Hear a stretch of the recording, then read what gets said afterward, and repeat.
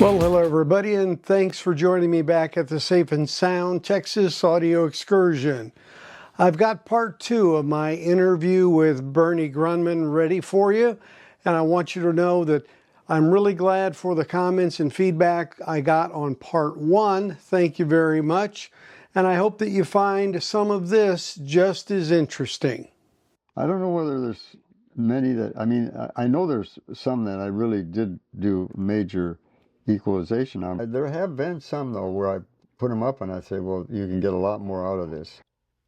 It depends on what their monitors were. It depends on a lot of things, why it might have happened. Sure. But there are, it does happen, though, where I manipulate it quite a bit and change it. Usually they aren't finished product. They're like a mix will come in that really has the wrong focal point. There are things like that where like there are some albums where they have a lot of percussive things and stuff like that. I'm not sure what the artist was, but I remember there was one that they zeroed in too much on the bottom end and to get the feeling and the rhythm and the feel there. But it was also like a Latin record that had a lot of high frequency instruments and things to make sound, chimes and bells and all kinds of things that contributed to it, that is part of that type of music. And so when I put it up, I thought, well, that's quality's good. Mm-hmm. It's all there. It's just it's subordinated to the bottom end. It should be up there contributing more. But and because of the type of music too, those things are all those rhythmic things that come from all those metallic things or whatever you want to call them. Mm-hmm. Are part of what this music is about. Sure. So there are things like that'll happen, but then I'll send them a test ref. I'll say, look, I think this thing's going to have a lot more excitement if all this other stuff comes out. It's been subordinated. And sure enough, they usually like it. But I'm just relying on just what I'm feeling, and hoping that I'm getting in touch with what's important in the music. Right. And that's why I was saying earlier that it helps to spend a lot of time with any type of music. And the more types that you know about, you get a better idea of what makes them communicate the best. Right. And now you have a kind of a criteria on how to go about it, or what you're looking for, or what should be coming out, because whatever it is that you're using now as your benchmark of that type of music is still more exciting than what this new guy brought in. Mm-hmm. And you're trying to bring his up to that kind of excitement and connection emotionally. Right. So, that's part of it. It's part of the magic, as they say. Well, hopefully we hit on the right combination, right? Because it can be, some stuff is almost impossible. Yeah, it does happen. It does happen. Yeah, well, you can't. What's the old saying? You can't polish a turd, I guess. Yeah, you can only do so much. You can only do so much, because some things in the 70s, some of these guys would spend so much time in the studio they weren't hearing very well, and everything was so harsh and hard to do anything with. You really, once it gets really bad quality and harsh like that and so forth, and then if you try to make that a little more comfortable, the instrument goes away, because what they've done is they've made it too thin and too sharp, and only primary frequencies of that instrument. And when you do that, there's nothing left. Yeah. So if it's sticking out of the darkness, but it's real edgy and harsh, you can't in mastering. Yeah. You can't really change the sound of it, because that's all that's there. They've kind of used equalization to make it stick out, but it's now so thin that it's not comfortable. But so you have all these kind of things that can happen, and in mastering, there's no way that we can bring the bottom back out on it, because it's been taken away. Right. It's just not even there anymore. Right. So there are those things that happen, but the main thing is to have enough experience in all this stuff to know what you can do and what you shouldn't do. Trial by fire. Yeah. Sometimes. Well, it is that way. One quick back to Steely Dan, just because I meant to ask you when, because that was like a dual release from the analog side for Chad, and then Universal was doing the one. So you would just take the master tape and make a flat copy to digital to send off then? Oh no, I don't think we do. We usually did what we did. Okay, that's And what I wanted to transfer it. clarify. Oh no, we would make a digital. So whatever you did Oh, yeah. in terms of say tweaking or whatever A lot you of did. times we do that. Yeah, Okay. we're creating a new master, Okay. a new way of doing this recording. And if they're going to re-release that as well, the CD, we make it the same. Okay. Gotcha. It's the same sound basically, except it's whatever happens when it goes through that process of going Right. to a CD, which it will change. But So, and I know you can't answer for somebody else, so the intent maybe is that they're not tweaking what they're getting. They're not tweaking. They usually are told that it's an example of the mastering that went on. Want a flat transfer, Yeah, then they want. yeah. Okay. So discussing the arena around the Steely Dan releases, I wanted to come back to this issue about how the mastering was presented for digital to get to the $30 version. And so Bernie gave me his answer, and after I thought about it and really was going back on the video to consider what he had said, I wanted a little more specificity.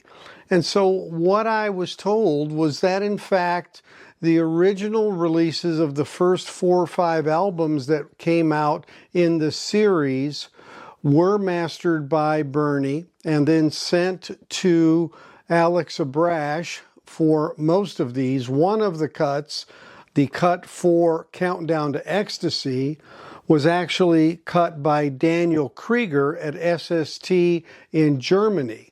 But the other 4, Can't Buy a Thrill, Pretzel Logic, Asia, and in fact Gaucho, were done for lacquer cuts by Alex Abrash, but they took a master process that Bernie had done, and that was the file that was sent to Alex.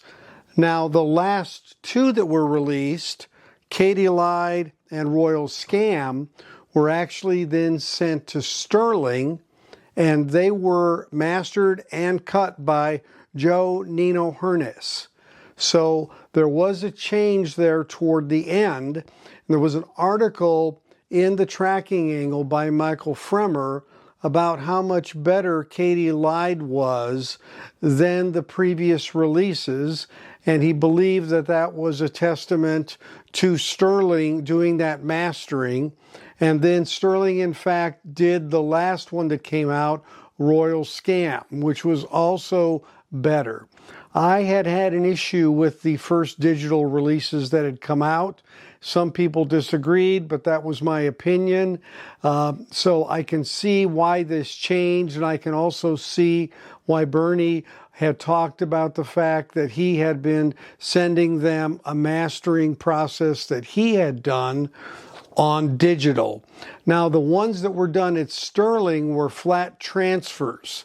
So there was nothing that was done by Bernie to change anything in the setup or in the mastering. They were straight sent as flat files, and then if Joe did something at Sterling, whatever he did or didn't do, the outcomes were much better. So just to kind of put a bow on that issue. I do a lot of that actually for other studios that don't want to go back into vinyl. Oh. And they send us their master. Okay. Right. Their digital master. Okay.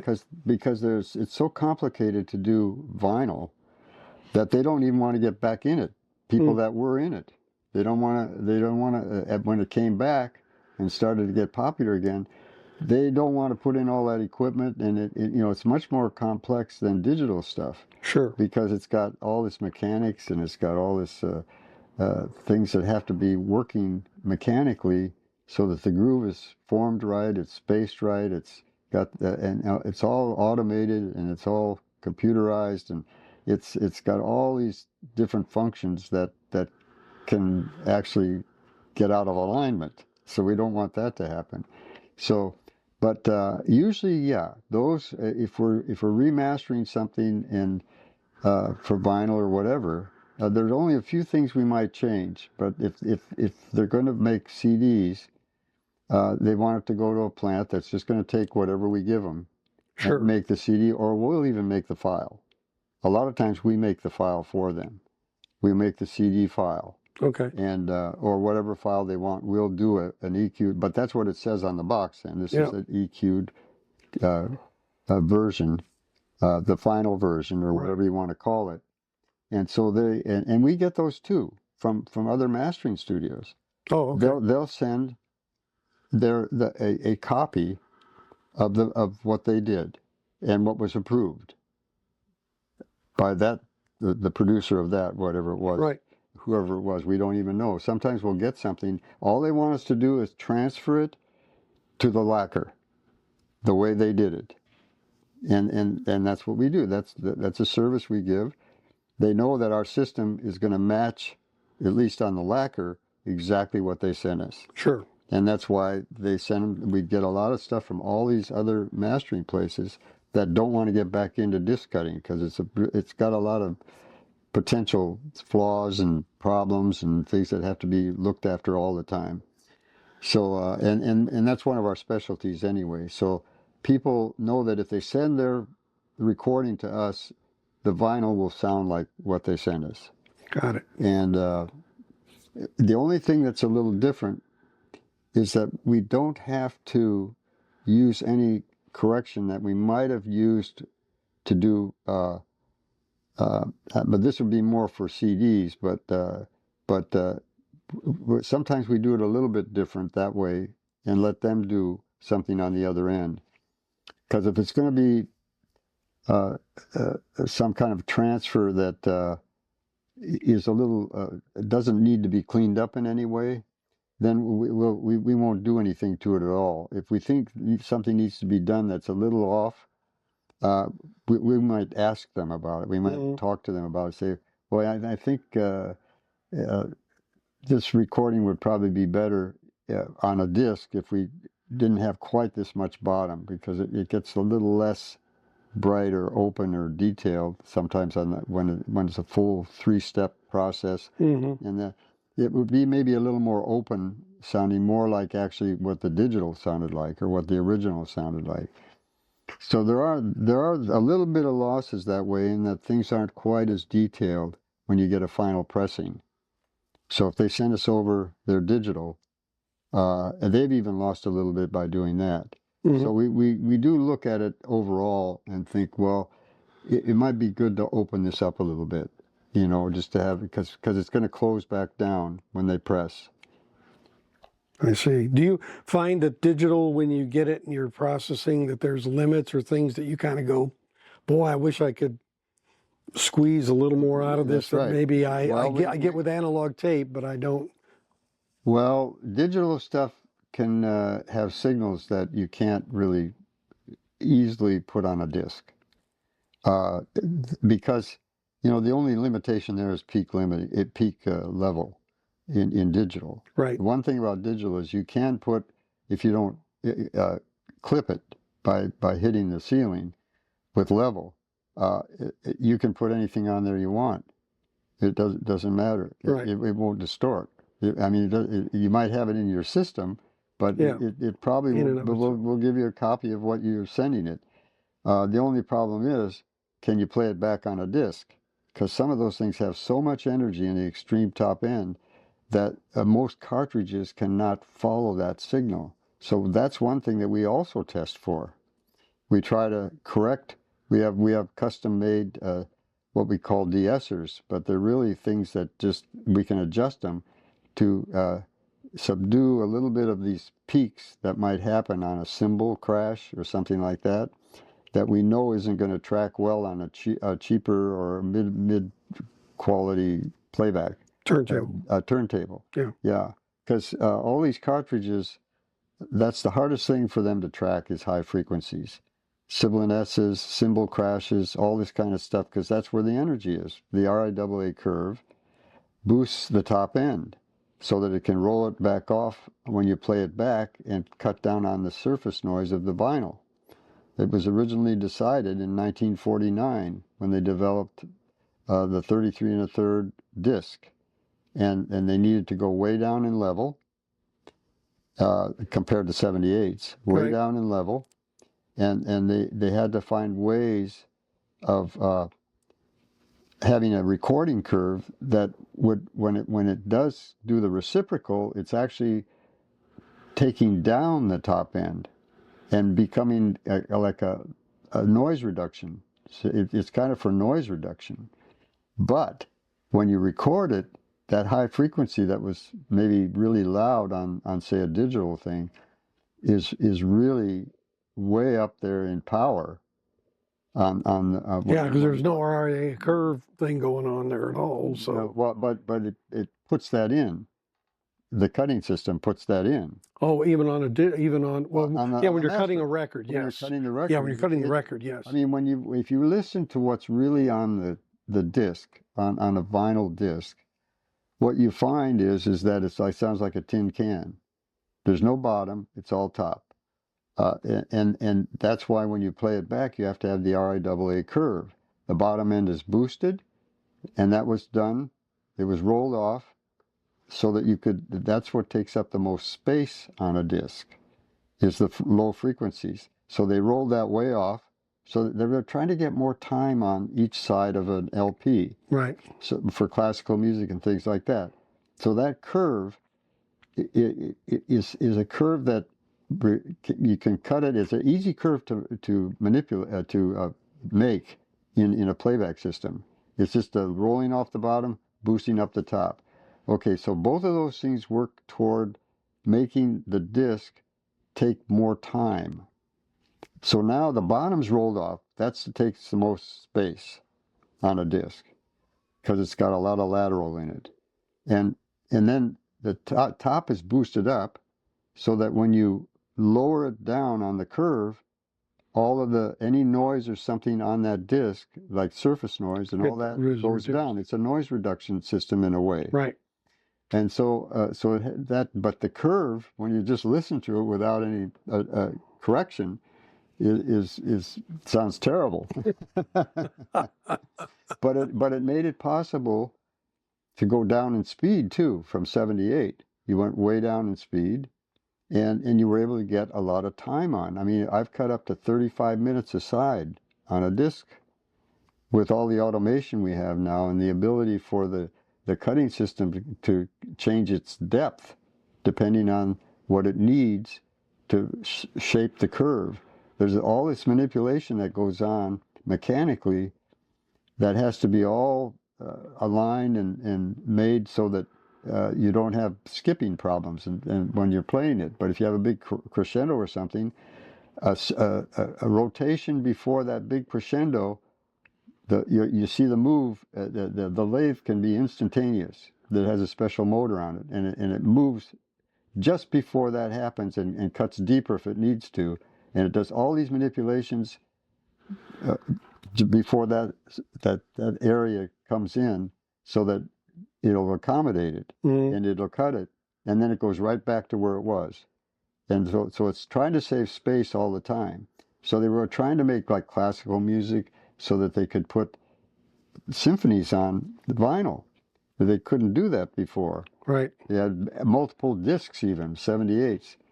So, and that's been with us all along now. That the RIAA curve is the main curve that everybody uses for vinyl. You know, that's our life. We live with this stuff. Yeah. Well, Bernie, thank you very much for your time. I appreciate it. It's been great meeting you. And yeah, it was fun. Hope to look around here and see a few things as well, how you do what you do, but I appreciate your time. Thank you, sir. Nice to meet you. Well, Take care. To meet you. Yeah, thank you. Yeah. So there you have it. Spent about 2.5, 3 hours in Bernie's facility and enjoyed a lot of the discussion we had both in front of the camera and even before we got rolling, and then some of the things that he showed me in his building and with some other folks. A couple of those snippets I've been putting on the members only side of the channel. So coming up next will be interviews with both Kevin Gray and with Don McGinnis at RTI, and I'll also show the RTI facility with its plating and its pressing and all that goes around what gets done in a pressing plant. So thanks for watching as always. If you're not a member, you can do so by going to the homepage of my channel and clicking on the join button there, $4.99 a month. Subscriptions are always welcome. You just have to click the subscribe button. There's no fee for that. And a thumbs up or like is appreciated, as are your comments. So until we talk next time at the Safe and Sound Texas Audio Excursion, take care, everybody.